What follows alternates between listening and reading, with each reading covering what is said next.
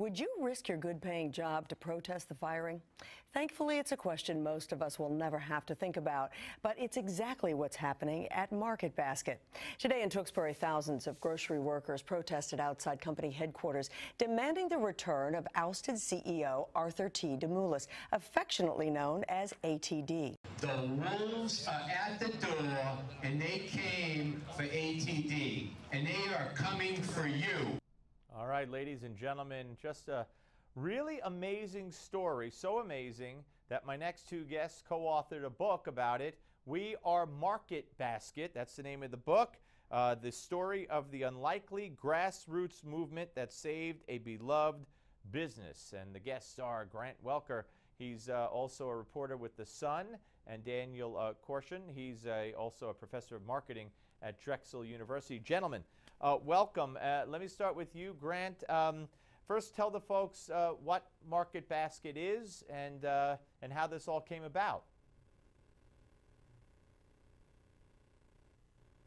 Sure. Well, Market Basket is a family-run company in the area with a fanatical type of following, and it's got a long family history, bad blood between the two sides of the family. They also have very different business philosophies, and when everything came to a head last summer, it created a situation where the workers and the customers sided with Arthur T., who's one of the heroes of the story.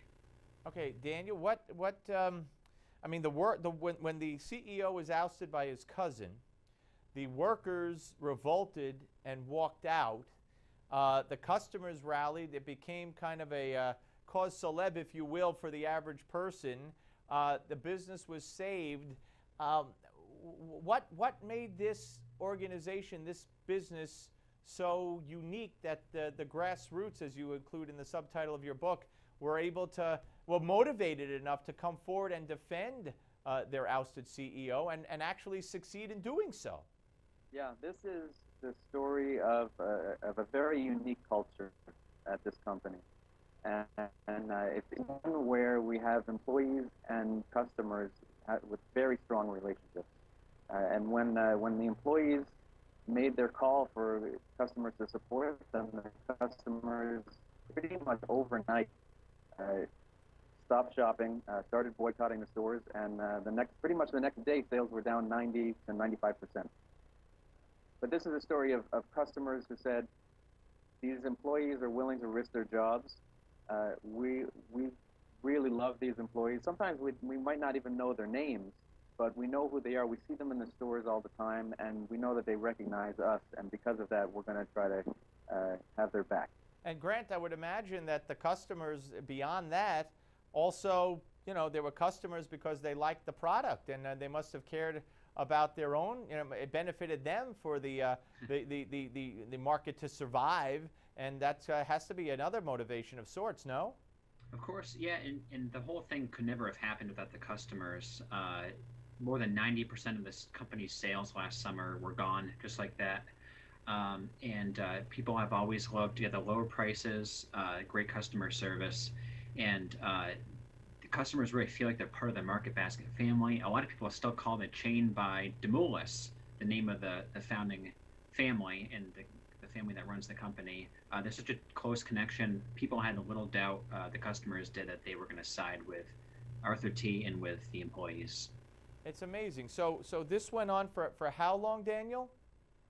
Well, the central part that people talk about the most was the 6-week protest where the boycott happened. But really the story goes back at least a year before that, when the first threat started to materialize, with the first threat to Arthur T. as the CEO materialized. What is the significance here, gentlemen? And let me start with you, Daniel, then Grant, you could weigh in and supplement or complement.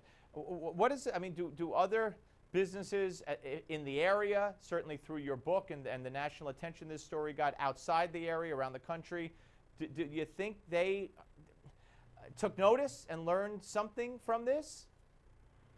Well, there are so many lessons. I don't even know where to begin with this story. And when I tell this, when I teach this in my class, when Grant and I go on the road and share this with people, people are floored that they were able to pull this off. Grant? I am too. I'm sorry. Go ahead, Daniel.